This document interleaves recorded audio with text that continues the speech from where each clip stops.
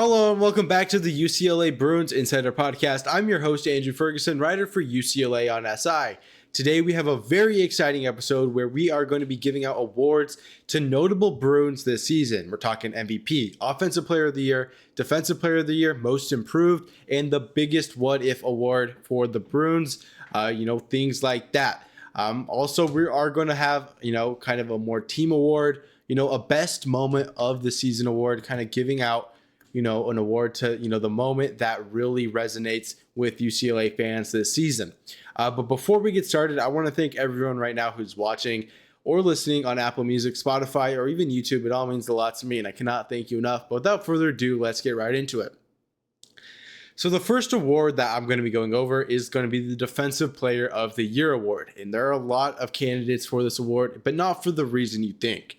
I mean, UCLA struggled defensively all season, and it was just simply, their weakness entering March. And it was obvious against UConn that UCLA really never improved at that issue. Well, there were some highs. Think back to UCF. Again, just not enough, promise on the defensive side of the ball to, warrant, a solid set in stone player for UCLA. Good teams have that player, and I think for UCLA, it could go to anyone. What I mean by that, Donovan Dent is in the running, Xavier Booker, Brandon Williams, Eric Freeney, Sky Clark. All those guys played decently on defense this year, but none of them were very exceptional. But when kind of looking into this award and like what it means for the Bruins, I think it's a player who is able to, rise above and play great defense and be that missing piece for the Bruins when they need him most. And again, not every player this season, I believe, had their low light. I think, again, that kind of goes without being said. But when I'm looking at all of these players and which player had the most impact for the Bruins and was able to actually slow the bleeding more than the others, it'd have to be Brandon Williams. And again, you might think this is a controversial pick. But when you look at what Brandon Williams has been able to do, I mean, he's had to play the 5 position. As a 6'7", he's listed as a guard. That is a difficult task. And I thought Brandon Williams was, that shining moment for UCLA, who really brought the physicality, was good in the paint. I think back to Gonzaga, Graham Ike, I think Braden Huff, I believe is his name. Something like that. He was a great player for UCLA in that game. He would get injured, and then obviously those two players would take off for 40 plus points combined. When Williams was in, they were contained. And again, that just shows his impact on the defensive side of the floor. He was obviously utilized a lot against UConn. But again, just having to go up against some crazy defensive players, and he was able to do what other players on this list have not been able to do. Consistent pressure on, inside the paint. And that kind of helped UCLA really figure things out, in their wins this season. Up next, I want to go and look at the Most Improved Player award. Again, this is a fun award to give out because it's kind of, we're not going season to season. We're not taking a look at what happened in 2024, 2025. We're looking at who started in 2025 and got better as the season went on.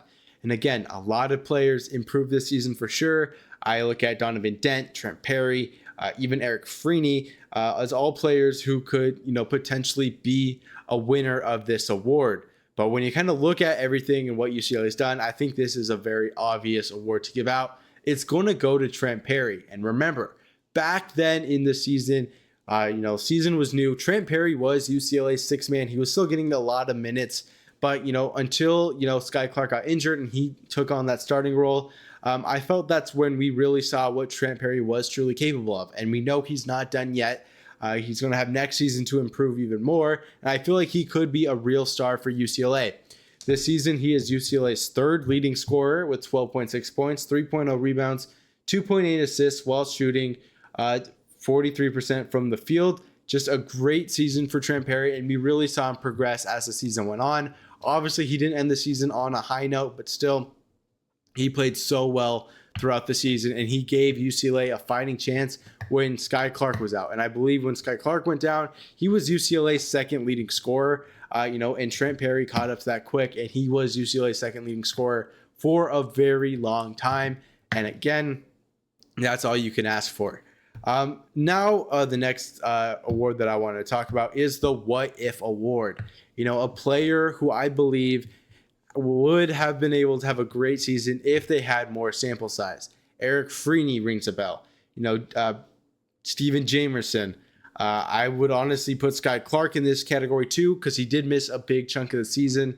And then obviously guys like, I feel like Jamar Brown too. If he would have got more time, I think he could have been a great piece for UCLA.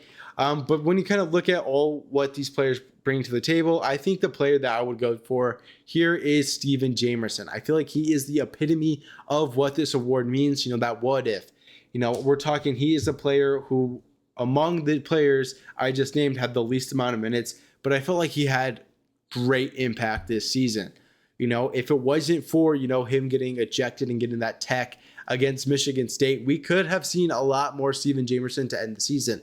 I mean, he is UCLA's second tallest guy. I know he gets into foul trouble a lot, so again, that kind of inhibits his ability to be on the court anyways. But again, when you kind of look at these stats, you just got to ask yourself, what if? He's averaging 9.6 minutes per game, about 2 points per game, 2 rebounds, while shooting a crazy 75% from the field. And if he would have got more playing time, I feel like he would be able to be a very impactful piece for UCLA. Obviously not crazy impactful, but I feel like if he was able to, fill his role out more, have more consistent playing time, I think he could have developed into a very good player. He has the height, the physicality, obviously. I mean, dude's averaging a lot of fouls per game. But again, it's just a what if on what his season could have looked like for UCLA. Up next, before we kind of get into our Offensive Player of the Year and MVP award, I want to kind of take a look back at what UCLA was able to accomplish this season in terms of their best moments. And, there are a few on this list that I can name. For example, Tyler Bilodeau's, game, winning shot against Purdue with 8 seconds left. Donovan Dent's cross-court overtime buzzer beater against Illinois. And then obviously UCLA's 20-point victory over Nebraska. I feel like each of those wins contributed to UCLA having, a rather successful season when they were not really projected to have one, considering all the losses they had endured, prior to those games, obviously. But again, all very special moments. But I think if there was one award moment that I would give this award to, I think it has to be Tyler Bilodeau's game-winning shot against number 4 Purdue. This moment was absolutely electric. This UCLA team was out of, the tournament completely at this point. They did not have any good quadrant round wins. Their resume was looking rather empty. And to, beat Purdue at home, not a buzzer beater, but the game-winning shot. Again, 8 seconds left. I think he made it. Sorry, but that is definitely a moment worth looking back at and kind of smiling. And that was ultimately the turning point for UCLA. If they don't get that shot, I don't think they feel comfortable enough to, win that game against Illinois or even Nebraska. I feel like the moral of, the morale of the team would have been at an all-time low if UCLA were to lose that game. But again, not the case. UCLA would win that game and end the season very strong after that. Just a turning point in UCLA season, and that's why it wins, this year's Best Moment Award. Up next, I want to talk about the Offensive Player of the Year. This is a player who I believe contributed a lot on offense. Not quite, that MVP level player who is that impactful. And again, this is a hard one. We have, Tyler Bilodeau, Eric Daly Jr., Donovan Dent, Trent Perry. I would even put Xavier Booker on this list, considering what he was able to do during the tournament. Just things like that all kind of go into effect. But when you kind of look at exactly what, UCLA, what an Offensive Player of the Year means, is that player who's going to create the most offense for the team. And I think that award could go to Donovan Dent. And this might be a snub for his MVP. But again, I think we'll get into that in a second. But for Offensive Player of the Year, second leading scorer for UCLA, 7.6 assists, shot 40% from the field and 25% from the three-point line. Obviously, a lot of ups and downs this season, but when he was able to when he did have his downs, he was always creating points for UCLA. And that definitely contributed to a lot of UCLA success. his 13.3 points per game and his 7.6 assists. When you kind of add those together, he's creating 30 points, or roughly 30 points for the Bruins each and every single game. And that is a player who I believe should be the offensive player of the year. Moving on to MVP, again, Donovan Dent, Tyler Bilodeau, those are really the only two who I feel are actually deserving of this award. But again, there's a case for both of them, right? Donovan Dent, I just mentioned, creates so many points for UCLA, but again, sometimes he would go up and down, and when he would hit his downs, UCLA would still find a way to win. But the same really can't be said for Tyler Bilodeau. I think that is an example of, the UConn game. For example, no Tyler Bilodeau in that game. That gave UCLA a bad opportunity to play against the number 2 seed in the country. And without Bilodeau, UCLA did look lost. They would go on scoring droughts that would have been broken by Bilodeau. But without him, I felt like UCLA did not have that, boost that they needed. And mind you, Donovan Dent, an MVP, level talent, was not able to carry UCLA over the finish line. He did not show up when it mattered most. And for that reason, Tyler Bilodeau is the safe pick here. But yeah, that's really all I have for today's episode. It's going to be a interesting, next couple of weeks with the transfer portal and everything. But it's nice to kind of sit back and take a look at what UCLA was able to accomplish this season, especially at an individual level, and kind of giving, their props. Definitely have to give, recognition to the players who made this season possible. And again, I hope you guys agree with these award choices. Some of them were definitely tricky and could have gone other way, but I'd love to hear what you guys have to say about them.